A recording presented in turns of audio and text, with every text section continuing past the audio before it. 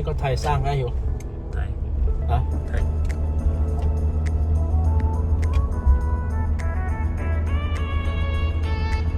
觉得这个桥或是对面就差不多再过去一点就到泰国。这ไทยน้ำโขงเลย桥也是泰国给建的，上面是湄公河。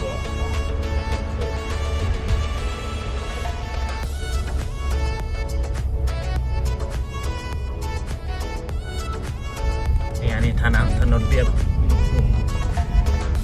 ถนนดีๆมันจะทำไปตรง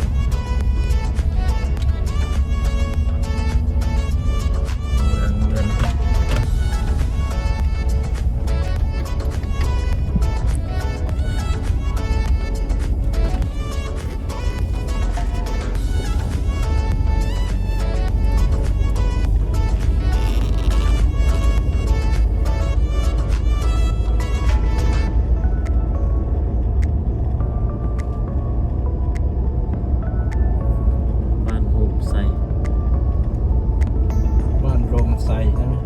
โฮมแปลว่ารวมกัน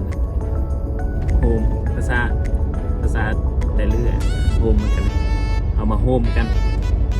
ห้อมแต่นี่มาห้อมกันหอมกันหอมใส่